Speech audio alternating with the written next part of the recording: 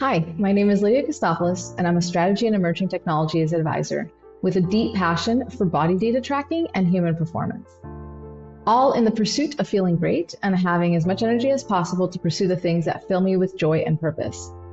This interview series is about discovering how others have created and are curating their personal healthy aging protocol, one that aligns with their values and the person that they desire to be and become.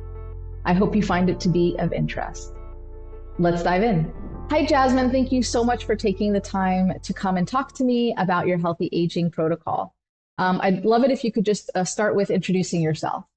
Of course. Hello, I'm Jasmine Eskenzi. I'm the co-founder of the Zensory. My background was in health tech, so I started out doing some exciting work in AI, in the NHS in the UK. And then I worked with actually the All Party Parliamentary Group for Longevity. So we were looking at research actually that informed what it looked like to create a nation that was living long, happy, healthy lives. And that actually really defined how I think I lived my life from doing that research, which was exciting. And then for the past 3 years, I've built the Zensory, which ultimately helps people use their senses and biohacking to basically get into states of either focus or relaxation or sustained performance. And that's been basically what I've done for the past 3 years. And that's been an amazing, amazing journey. And that's a little bit about me, my background is, and what's kind of got me to here. So it was your parliamentary work on the longevity part that really kind of got you started into this. Is that what it was? I think I already had an interest in like a very strong interest in health anyway, was active and was doing a lot of these things that I learned already that was quite intuitive. But then it was like, oh my gosh, there's so much more to this. There's so much more that can be done. And it just becomes, as you know, Lydia, like a passion. And then you can kind of, there's so much. When you scratch the surface, you're like, oh, there's a bit more here. There's a bit more here. And you just kind of then, it's a constant learning journey. And I'm a big believer, like I love learning. So for me, it's like, oh, what can I do better here? And just keep optimizing and kind of moving forward in that way, which is great. Yeah. I can totally relate to that. And I also am full of curiosity, and the way you described it is exactly how I feel about like scratching the surface and you're like, oh, this is exciting. I want to dive deep into that and see what happens. So with that said, what is your healthy aging protocol? How would you describe it? What are your key pillars? Like, tell me about it. Yeah, so for me personally, I think there's always been three key pillars, and this also was validated from the research that we were doing. And Tina Woods actually wrote it in her brilliant book, and she said, it was community, purpose, and lifestyle. And those are the three that I really ensure on a daily basis, weekly basis, monthly basis that I'm prioritizing. And how that looks for me is prioritizing, good sleep, eating a balanced, nutritious diet, getting out in nature for at least half an hour a day, mindfulness, meditation, morning yoga, HIIT workouts, and a variety. That's for lifestyle. And then for community, my family is a really important part of my healthy aging protocol because, again, that tribal living, that community living is so important, especially as the way that we're living in cities is so fragmented. Community living is so important, and actually that's something I really want to emphasize more in the next few years is finding other entrepreneurial friends that have the same values and then finding ways we can kind of remote work and live together, because I've done that last or the beginning of this year and it was incredible the way that a lot of us were sparking off ideas and sharing, oh, this works for me, you should try this, let's go for a run together, let's go surf together.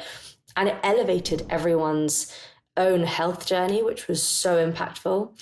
And it obviously mitigates loneliness and sparks creativity and a whole load of other wonderful things. And then finally, purpose. I think this has also been something for like decades.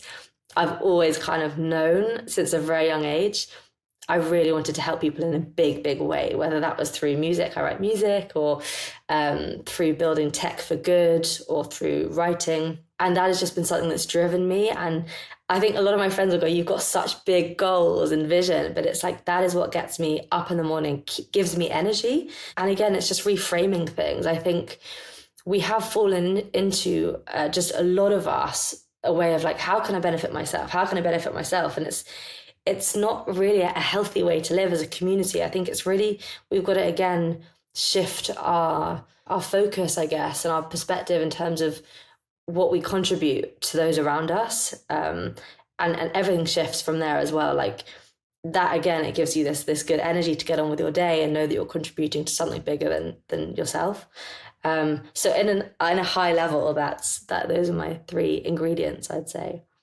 That's super well-rounded. And actually, when you were talking about the helping others, it reminded me of former President Barack Obama and how his advice is be helpful. Like that's the best kind of advice he wanted to offer people who are looking to the workplace, like how they should succeed. And he's like, just be helpful, and that's how you'll succeed. Be helpful to others. So I want to hone in a little bit on the purpose part, because I know that for you, the purpose part is the fundamental part of your well-being part. And it like is the part of your protocol that drives you. And so what is it that you have that gives you that energy? Like, so I know that for you, you said like that purpose was about something that moves you towards something that brings all the other pieces, that it answers the why.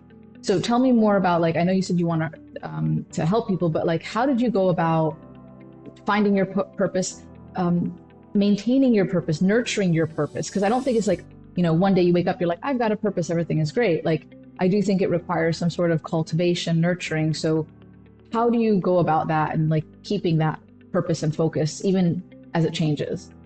Yeah, it's a really good question. I think there's like different stages of purpose. There's like big focus and little focus.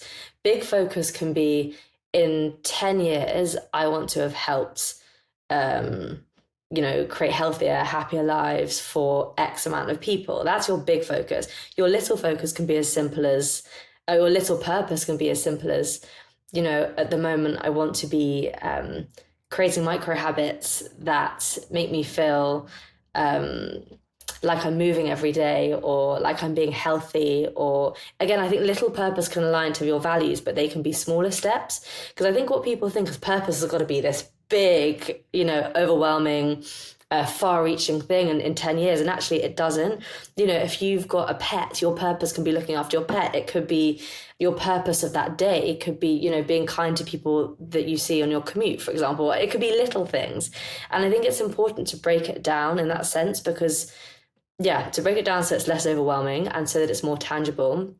And actually something I do, which an amazing friend and mentor told me to, which helped her, is every week you write down where you want to be at the end of the year. So kind of you have that vision of where you want to be, who you want to be, what you want to be doing. And every week you write that down again. So you go at the start of the week, you go, okay, where do I want to be at the end of this year? You write it down, and then you make sure that week is basically taking you to where you want to be at the end of the year. And I think, Lydia, we spoke about this before, it's using intentionality. It's like, okay, if I want to be here, what are the micro steps I need to take to get there? And it's the same concept of micro habits.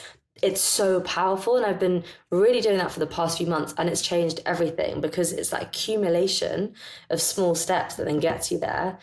And I think often, a lot of the time, we don't reward ourselves. We don't actually say, oh, wow, look, I've actually got here. We can have I know I've got a tendency to be hard on myself and go, oh, come on, I've got to go, keep going. And actually the truth is, if we look back a year ago from wherever we are, we might look back and go, oh, wow, actually that accumulation of steps has got me there, which, would have been a huge leap if I'd have wanted to do that from a year ago. So yeah, that's in summary an answer to your question. Oh, I think it's brilliant. I mean, the intentionality piece, I think, is like my biggest highlight from what you've said. And then the micro steps. So for me, I see it as designing into your life all of that. And so this goes into your other pillar, which is the lifestyle part. So when you talk about, where I want to be at the end of the year, it's not just, let's say, a professional goal. There's also like personal goals and all of that. And you talked about micro steps. So could you like explain a little bit about like what that looks like in your lifestyle? How do you like apply that theory that you just talked about into practice in lifestyle? Of course, yeah. And Lydia, I think we're quite similar in the way that we put our own little structures or tests together. And I test stuff all the time. Like, okay, I'm going to test this week, and then iterate and test and iterate. And I think both of us just are obsessed with working with our cycles as well. So there's two things. I've started doing something where I'm like, what's the internal goal I've got for this next season or quarter? And then what's the external goal that have got? So that really helps me. So external could be skills that I want to learn. It could be public speaking. It could be learning a new language. It could be developing an instrument, which are all really good for neuroplasticity and keeping your cognitive functions at a really high level. Or it could be internal, so it could be things like practicing, introspection, so listening to the body. A piece of work I've really been doing in the past year, actually, has been getting out of my head and going more into my heart, my belly center, and really going, when I make a decision, how does my body feel about this, And that's really powerful work when you start to then move down from this noisy head, which has taken on so much. And we're very like left brain thinking, and it's kind of moving into that holistic way of intuitive living. So that's how I kind of would break things up in internal, external goals. And then as well with the cycles, what I'll do is I'll kind of, again, be intuitive in terms of I'm at my luteal phase. What do I need now? Okay, if I'm in my phase of menstruation, maybe I just want to do some yoga, or if I'm actually ovulating, then I'll have more energy and I'll want to be doing things like being more active. I'll have more, I'll be wanting to do more cardio and things like that. And I know, Lydia, you've got so many good tips around strength training. I remembered that last week when we spoke. Yeah, there's a few dimensions to it, but that's one that's working at the moment, is the internal questions and internal goals and external goals. And then working that around the cycle as well has been really, really helpful. Yeah, I mean, as you mentioned, I'm also a cycle syncer, and I think that it's important to understand where our hormones are. And so for me, I definitely think about all of that. So you talked about like the body and going kind of like more inwards. And the business coach I work with, she talks about a body compass, whereby when you're about to make a decision, that you think about like how does that make you feel? And she explains that our gut and really actually says a lot to us. And sometimes we do things because we think we should be doing them, but internally we're dreading them. And so she was saying that we need to be kind of more in tune to what our body is telling us and not kind of like push through everything. And so I think that body compass is exactly what you're saying. Okay, so we've got like the purpose, which is like this big driving force for doing what you want to do, and you want to do it with intentionality. You're really taking ownership of your life, and then with your lifestyle you're reinforcing that to like get you closer to those goals, and then you are syncing with your hormonal fluctuations in your body to make sure you're practicing self-care and just like being your best self. But then it's the community part that I think is the force multiplier, the supercharger here, because we are not an island, and we do really need others, and there's so much to be said about what others can play in our healthy aging protocol. So now let's shift to the community part, about like how you're intentional with your community. I know you talked about communal living, but can we like go through the whole like range of community that's part of your healthy aging plan? Yes, honestly, for me, I think community is one of the most fundamental pillars, and it's my love as well. I love people. I adore people, and my friends always joke with me like I've got close friends that are in their 80s, and I've got close friends that are in their teens that I speak with regularly, and it's like I think it's so important to have a diverse community around you. And I've got friends from all over the world, and that is so important because I'm really mindful that so many of us can exist in echo chambers, and it's fundamental. That's the first thing, is that community being like a rich tapestry of people from all over, and that also makes you a more like a fully rounded person. And yeah, so I love that. I love traveling and meeting people and then staying in touch with them and just growing and learning and sharing our journeys together. And that's amazing. I've also been really lucky to have grown up with my family that live basically we've got like a big family that live within 5 minutes of each other. There's 20 of us. So I've always been socialized around a lot of different people from a very young age. And my parents actually had a business that they worked from home. So we'd always have people coming into the house.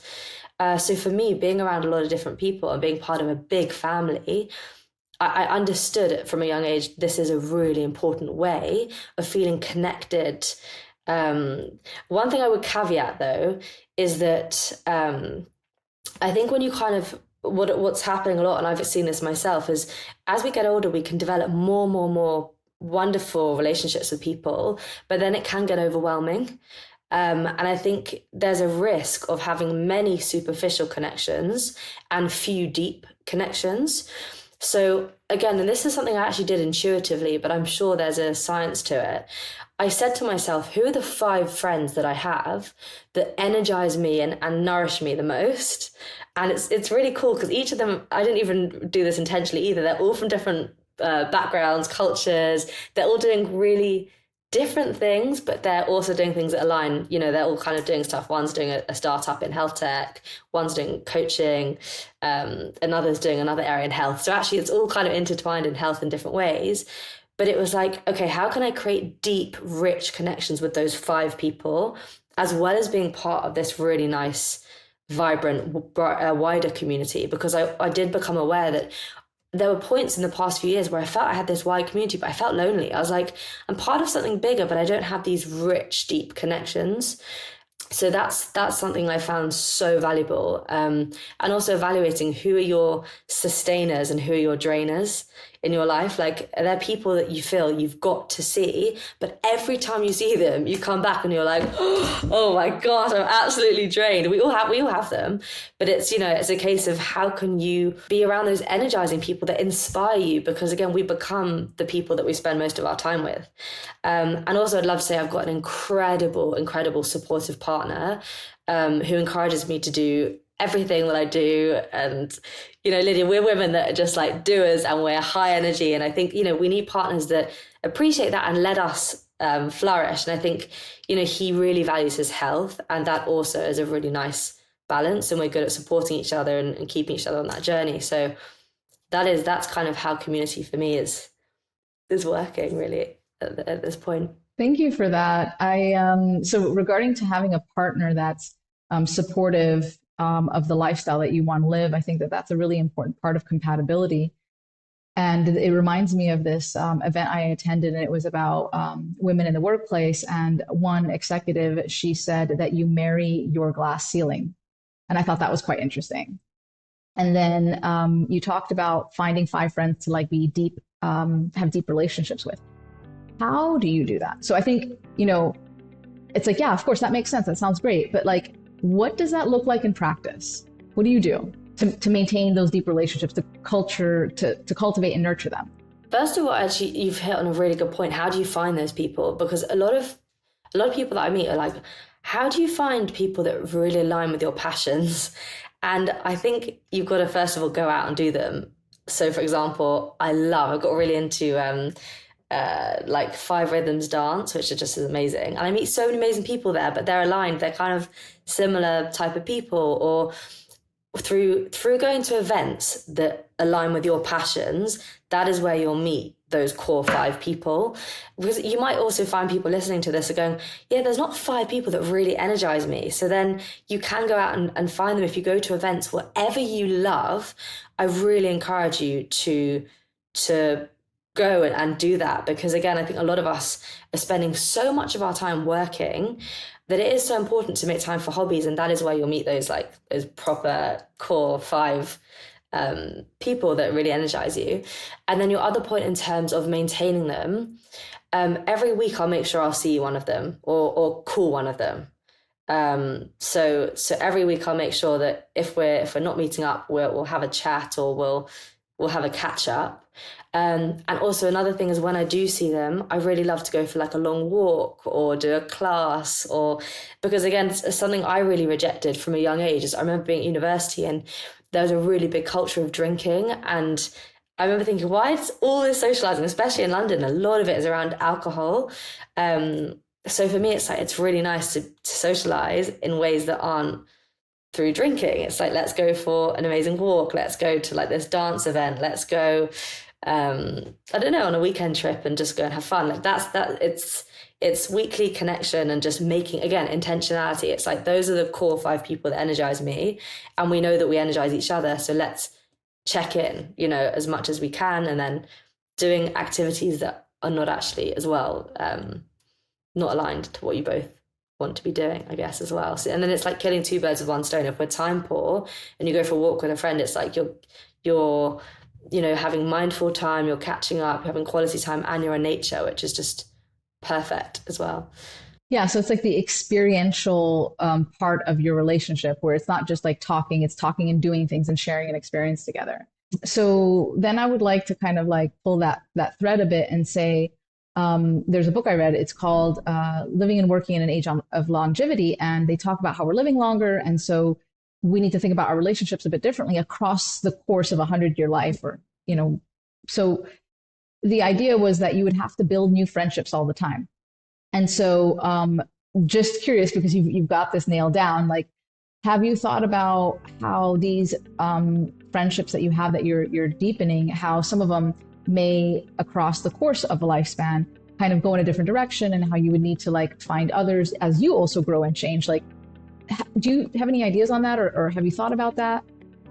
It's such a great point. I think, and like, I'm sure I read somewhere that we like evolve. I think, is it every 7 years? Lydia, you'll know this better than me. Every 7 years we completely change, like on a cellular level. I think, I don't quote me on that, but it's kind of like, I really do feel within every like 5-7 year cycle, so much can change again, and we're going through really different major life stages.